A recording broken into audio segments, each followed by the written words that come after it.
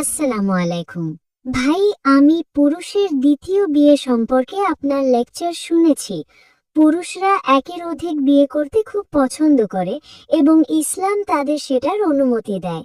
এমনকি সেটার জন্যেও তাদের দরকার, তাদের প্রথম স্ত্রী দ্বিতীয় স্ত্রীর অনুমতির দরকার নেই যদি তারা তৃতীয় বা চতুর্থ বিয়ের জন্য যায়।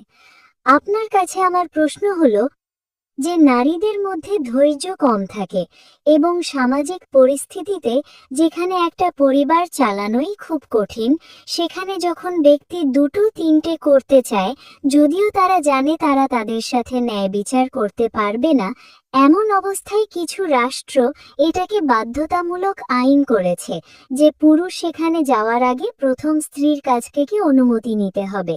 তারপরেও কি আপনি বলবেন যে সামাজিক পরিস্থিতি এড়িয়ে চলবো বা সম্পর্কের মধ্যে দুর্নীতি, যেখানে পুরুষরা বেশিরভাগই দ্বিতীয় বা তৃতীয় স্ত্রীকে অস্বীকার করে, অথবা তারা পরে সামাজিক চাপ বা পারিবারিক চাপের কারণে তাদের তালাক দেয়, আপনি কি এখনো বলবেন যে তাদের অনুমতির প্রয়োজন নেই? অথবা যদি তারা করে, এই পরিস্থিতিতে রাষ্ট্রের এমন আইন কি ধর্মীয়ভাবে অনুসরণ করা উচিত কিনা? বোন প্রশ্ন করেছেন যে অধিকাংশ পুরুষ দ্বিতীয় স্ত্রী রাখতে ভালোবাসে। আমার মনে হয় তিনি একটা জরিপ করেছেন, তাই না? আমি এর শিকার। সরি, আমি এর শিকার। না, আপনি যদি ভুক্তভোগী হন, আপনি সব পুরুষকে এক কাতারে ফেলতে পারেন না। আপনি যদি কিছু জিনিসের শিকার হন, আপনি বলতে পারেন না অধিকাংশ পুরুষ। আপনি বলতে পারেন কিছু পুরুষ, সমস্যা নেই, ঠিক। আপনি যদি ভুক্তভোগী হন, আপনি সব পুরুষকে এক কাতারে ফেলতে পারেন না। ওকে, যাই হোক, আপনার প্রশ্নে আসছে যে পুরুষরা যখন তারা দ্বিতীয় স্ত্রীকে বিয়ে করতে চায়, তাদের অনুমতি নিতে হয় না, কারণ আল্লাহ তাদের কোরআনে অনুমতি দিয়েছেন। কিন্তু কিছু রাষ্ট্র বলেছে যে তাদের অনুমতি নেওয়া বাধ্যতামূলক হওয়া উচিত। আমার মতামত কি? ইসলামে আল্লাহ কোরআনে সূরা নিসার 4 নম্বর অধ্যায়ের 3 নম্বর আয়াতে বলেছেন, তোমার পছন্দের নারীকে বিয়ে করো, 2, 3 বা 4, কিন্তু যদি তুমি ন্যায় বিচার করতে না পারো তবে মাত্র একজনকে বিয়ে করো। এই বক্তব্য মাত্র একজনকে বিয়ে করো শুধুমাত্র কোরআনে দেওয়া হয়েছে এবং অন্য কোনো ধর্মগ্রন্থে নেই। যদি আপনি ন্যায় বিচার করতে না পারেন তবে আপনাকে মাত্র একজনকে বিয়ে করতে হবে। তার মানে কোরআন পুরুষকে অনুমতি দেয় 2, 3 বা 4 জন স্ত্রী রাখার, কিন্তু তারা ন্যায় বিচার করতে না পারলে মাত্র একজনকে।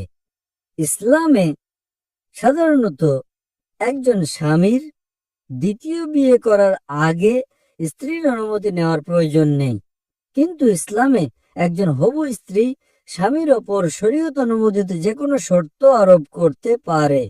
একইভাবে স্বামীও শরীয়ত অনুমোদিত যে কোনো শর্ত আরোপ করতে পারে।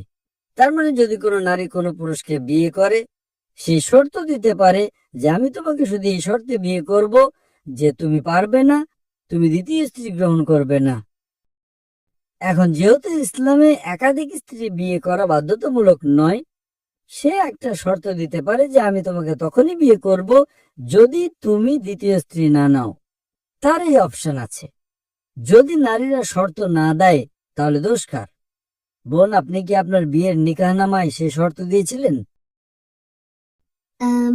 আসলে বোন, আমি আপনাকে জিজ্ঞেস করছি, প্লিজ, আপনার প্রশ্ন এত লম্বা, আপনি খুব আবেগী, হ্যাঁ অথবা না। আপনি কি বিয়ের আগে আপনার নিকাহনামায় এমন কোনো শর্ত দিয়েছিলেন যে আমার স্বামীর দ্বিতীয় স্ত্রী নেওয়া উচিত নয়? এটা আগেই কাটা ছিল যখন নিকাহনামা আমার কাছে আসে, কারণ এটাই একটা সাধারণ প্রথা। আমি আপনাকে একটা সহজ প্রশ্ন করছি, হ্যাঁ অথবা না। আপনি কি নিকাহনামায় শর্ত দিয়েছিলেন যে আমার স্বামীর দ্বিতীয় স্ত্রী নেওয়া উচিত নয়? আপনি কি দিয়েছিলেন? আমার কাছে সেটা তারা জানতে চায়নি। দোষ কার? আপনি যদি আপনার অধিকারের জন্য না চান, দোষ কার? তার না আপনার? আপনি যদি ভালো না চান তবে আমিও চাইবো না। আমি জিজ্ঞেস করছি, তার মানে আপনি আপনার ধর্ম জানতেন না, ঠিক না ভুল? আপনি কি জানতেন যখন আপনার বিয়ে হয়েছিল যে আপনি নিকাহনামায় একটা শর্ত দিতে পারেন? আপনি কি জানতেন? হ্যাঁ অথবা না? না। দোষ কার, আপনার না আপনার স্বামীর? কার? এখন আপনি জানেন? এখন কি আপনি জানেন কিনা বোন? এখন কি আপনি জানেন কিনা? হ্যাঁ, এখন আমি জানি। তার মানে নিকাহনামায় আপনি যে কোনো শর্ত দিতে পারেন, কিন্তু আপনি এমন শর্ত দিতে পারেন না। আপনি আপনার স্ত্রীকে বলতে পারেন না বা স্বামীকে বলতে পারেন না তোমার সালাত আদায় করা উচিত নয়, কারণ সালাত আদায় করা ফরজ। আমি জানি।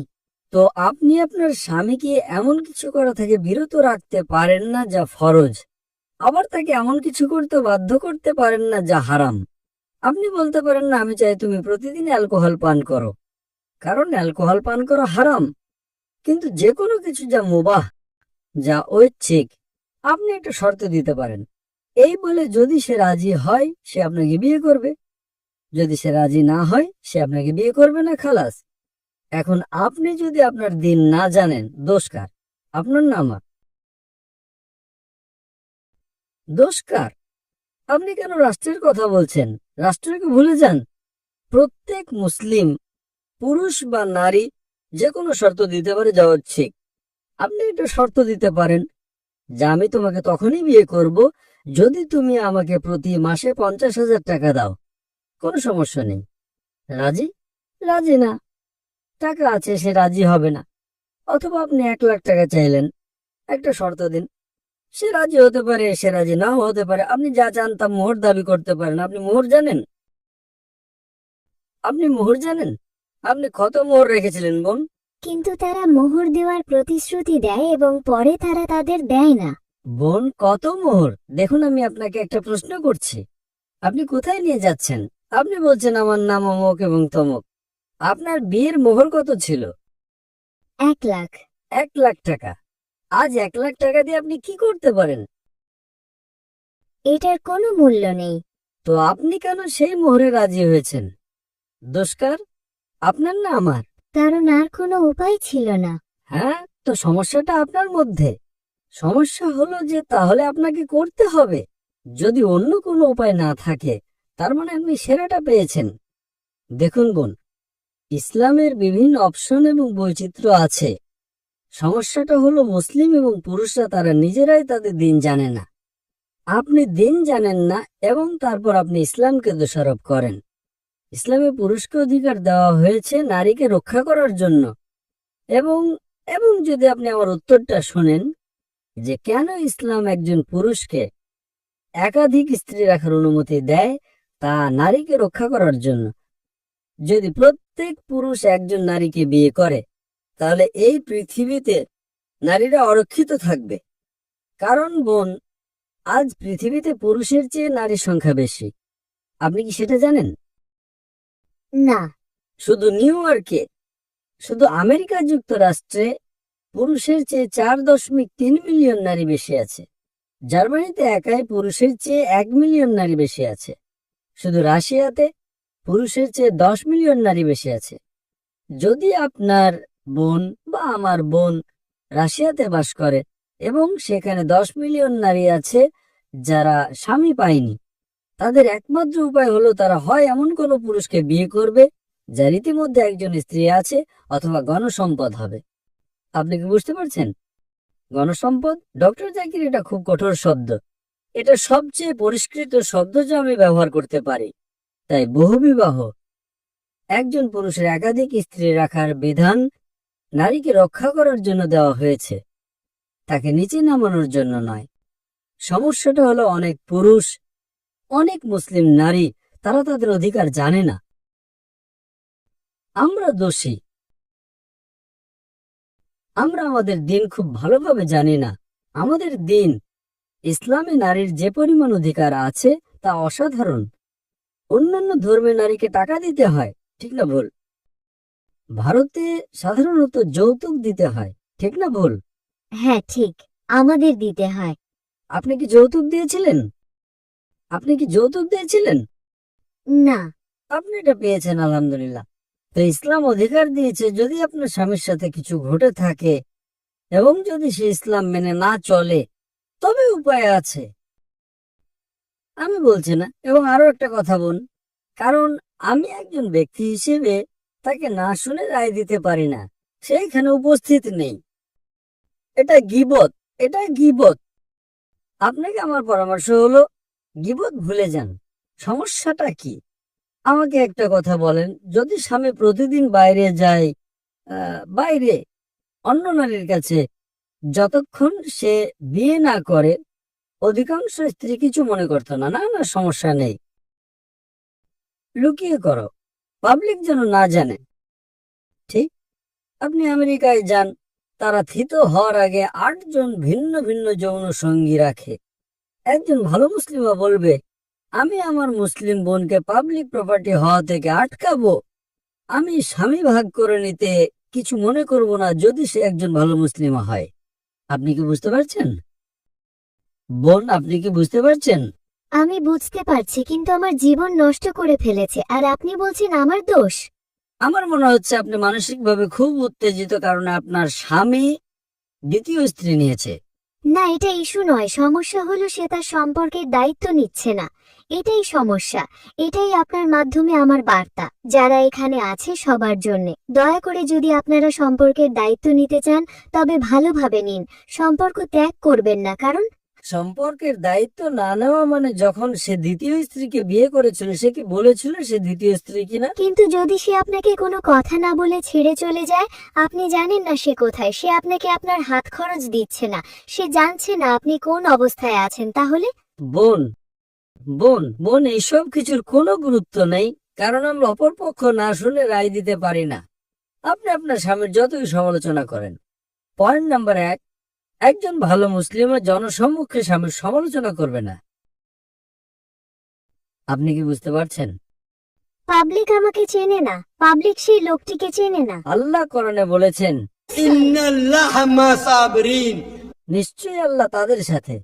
এমনকি আমার স্ত্রী, সে যতই খারাপ হোক, আমি মাশাআল্লাহ, সে খুব ভালো, মাশাআল্লাহ, সে পৃথিবীর সেরা স্ত্রী। কিন্তু এমনকি আমার স্ত্রী যদি সবচেয়ে খারাপ স্ত্রী হতো, আমি কখনো তার সমালোচনা করতাম না, কারণ আমি জান্নাতে যেতে চাই। আমাদের প্রিয় নবী মুহাম্মদ সাল্লাল্লাহু আলাইহি সাল্লাম বলেছেন, সেরা মুসলিম সেই যে তার পরিবারের কাছে সেরা, স্ত্রীর কাছে। এখন যদি আপনার স্বামী ধারণাগতভাবে ভালো না হয়, আপনি তার সাথে ভালো হন, খালাস। তার বলা উচিত, আমি আমার স্ত্রীকে কত নির্যাতন করছি তবুও সে আমার প্রশংসা করছে। তার হৃদয় গলে যাওয়া উচিত।